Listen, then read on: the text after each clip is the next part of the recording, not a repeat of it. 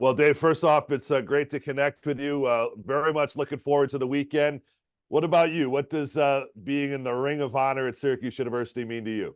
Well, it's unbelievable in that there's just a small group of people in that Ring of Honor. And fortunately, I've known most of them.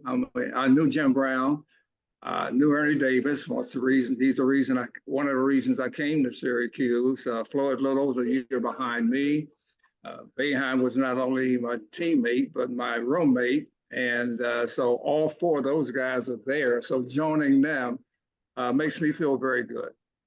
Well, you deserve it as much as anybody, in particular for the turning of the tide of the basketball program. And we were talking with Coach Boeheim about this recently, but can you go back all those years?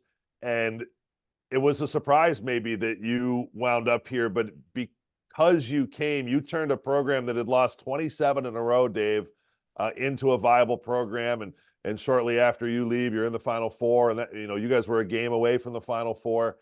What did it mean at that time to kind of get momentum turned around?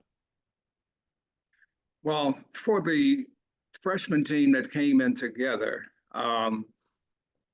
we had basically most of the players came from the East Coast.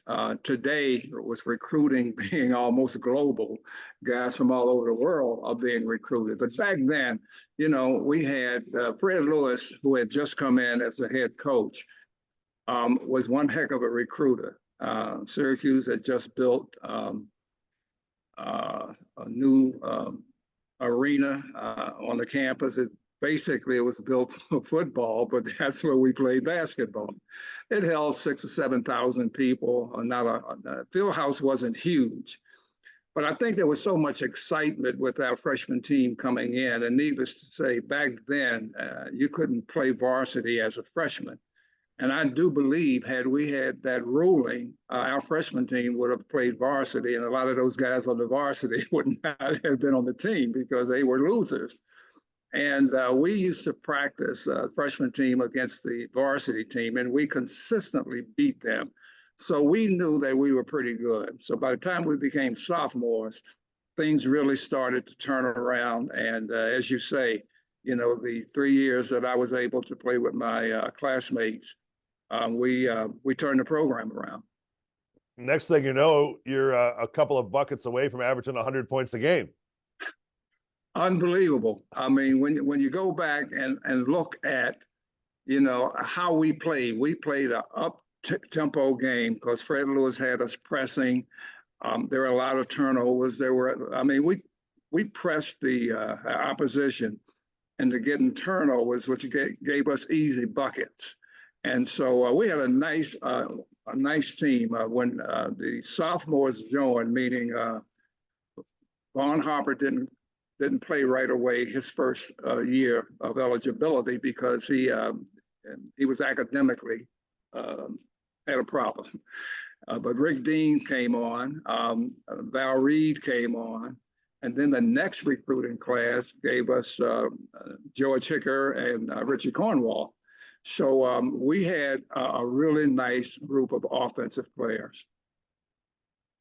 Dave, obviously hindsight, and time changes everything. It's well chronicled what you've done in your life. You've gone on to be an NBA star, one of the all-time great NBA players and a Hall of Famer, and worked your way up through private business. You were the mayor. I mean, just incredible accomplishments. But then I'm always struck by, through all of that, it still is important to be part of a team, right? And I know it's really important to you for this weekend, for your teammates still to be around and for that team to be as intact as possible. We were not only teammates, but we have remained good friends for almost 60 years. And we lost one guy, Norm Goldsmith, got killed in an accident early on after graduation.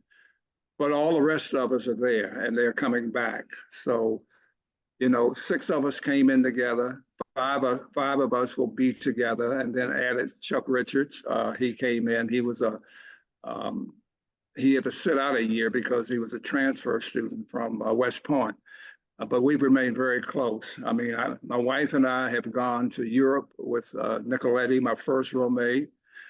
We've gone to Africa with Hicker and Chuck Richards over the last few years. So we still stay in touch with each other, and the friendships are enduring.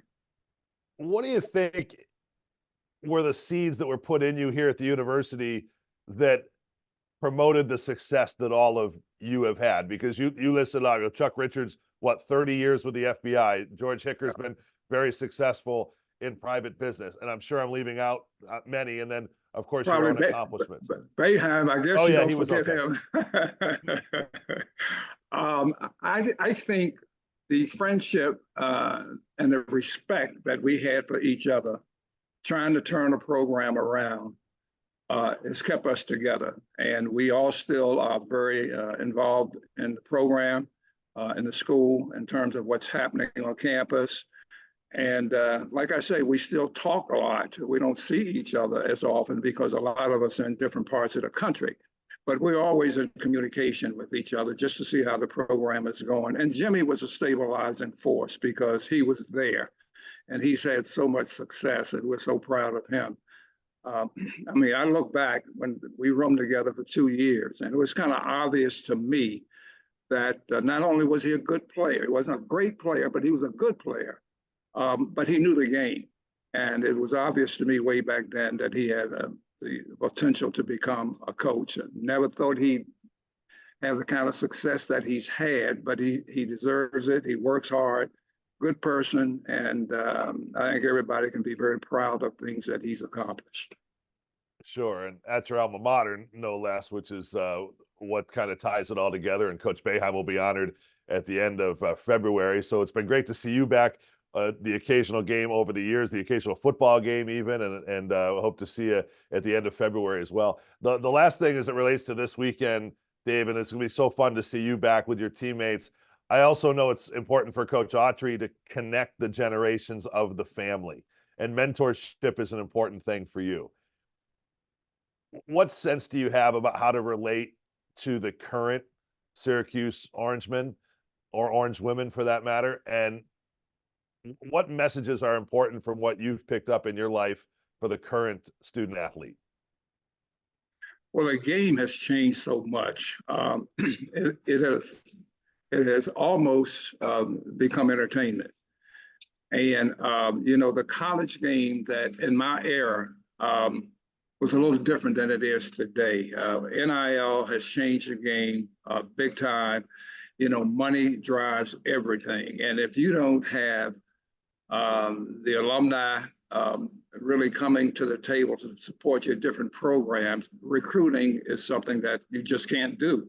And that's still very important. The only way you're going to get good student athletes is you've got to help them in a lot of different ways. I think with Adrian, he's been there for a while, obviously as a former player and then as an assistant coach. We know him, we followed him, and want to do everything that we can to help him, not to get in his way, but whatever he needs, all he's got to do is reach out and let us know what it is he needs us to do, whether it's raising money, whether it's helping with recruiting or whatever the case may be. I think he knows that he's got a whole group of guys over the last 30, 40 years that are there to help. My guy up here, Derek will probably be up in Syracuse, and Todd Bergen may be there also, two of my Detroit guys.